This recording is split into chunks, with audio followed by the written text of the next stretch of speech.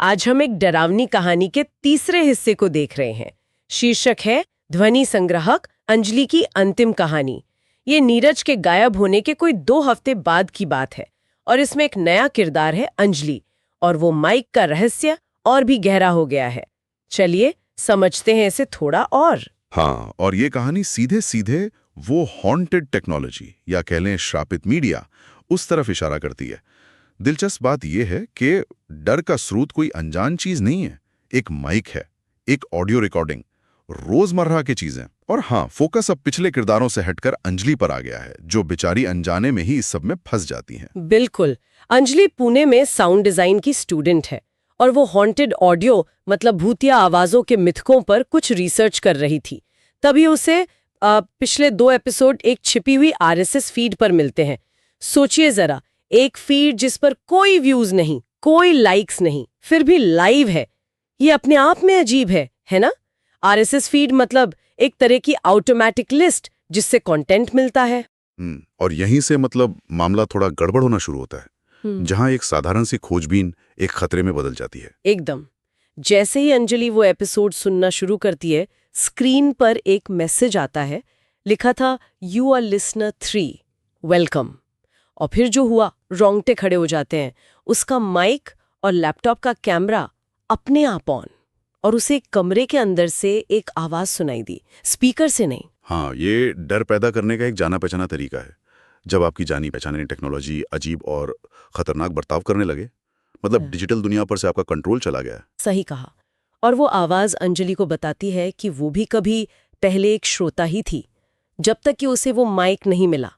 अंजलि घबराकर अपने पुराने माइक को देखती है और उसका ब्रांड बदला हुआ है। जो पहले जूम था, अब उस पर लिखा है जोहर मॉडल SCX साउंड कलेक्टर। ये नाम साउंड कलेक्टर, ध्वनि संग्राहक, इसका क्या मतलब हो सकता है? ये नाम ही मुझे लगता है कहानी की जड़ है। Sound collector. वो आवाज समझाती है कि ये माइक सिर्फ आवाज रिकॉर्ड नहीं करता, ये उसका सार मतलब एसेंस, यादें, यहां तक कि आवाज की पहचान उसे फंसा लेता है। एक बार आपने इसमें बोल दिया तो आपकी आवाज आपकी नहीं रहती। तो ये सिर्फ एक डिवाइस नहीं है, ये एक शिकारी बन गया है, आवाजों का शिकारी। और ये कितना खतरनाक है, ये तब पता चलता है जब अंजलि उसे फेंकने के लिए उठाती है और माइक उसका हाथ जला देता है। फिर उसका लैपटॉप खुद ही रिकॉर्डिंग चालू कर देता है। अंजलि ने कुछ कहा भी नहीं, स्क्रीन पर वेवफॉर्म बनता है और रिकॉर्डिंग उसकी अपनी आवाज में कहती है, hi I am Anjali and this is my last story. उफ, सोचकर ही डर लगता है। यहां पर मतलब पहचान पूरी तरह से छिन गई, उसकी आवाज अब उसकी अपनी नहीं रही। और जाल तब पूरा होता है जब वो देखती है कि कमरे का दरवाजा गायब है, भागने का कोई रास्ता ही नहीं बचा। ये डिजिटल जाल का क्या कहते हैं, चरम रूप है। पहले कंट्रोल गया, फिर पहचान गई, और अब आप शारीरिक रूप से भी फंस गए।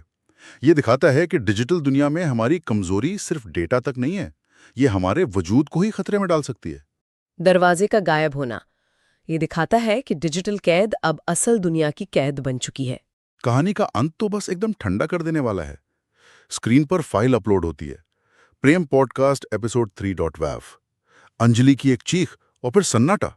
फाइल अपलोड हो जाती है और फिर कहीं और किसी नए हेडफोन पर चौथे सुनने वाले को एक फुसफुसाहट सुनाई देती है, your listener 4 now say something, the mic is hungry. मतलब ये सिलसिला अभी जारी है। तो ये कहानी सिर्फ डराती नहीं, ये सोचने पर मजबूर करती है कि कैसे डिजिटल कंटेंट को कंज्यूम करना, खासकर जब वो इतना रहस्यमयी हो, हमें अनजाने में ही किसी डरावनी कड़ी का हिस्सा बना सकता है। क्या सिर्फ सुनना भी हमें अगला शिकार बना सकता है? हाँ, और वो माइक की भूख, वो असल में क्या है? क्या वो आवाजों की भूख है, या शायद हमारी जो लगातार कंटेंट सुनने की आदत है उसी का कोई डरावना रूप? बिल्कुल यही सवाल है। इस डिजिटल दौर में जहां हम लगातार कुछ ना कुछ सुन रहे हैं, देख रहे हैं, वहां सिर्फ एक निष्क्रिय श्रोता होना कितना सुरक्षित है? सोचने वाली बात है। कहीं हमारा सुनना ही हमें किसी अनदेखे इस जाल में तो नहीं फंसा रहा?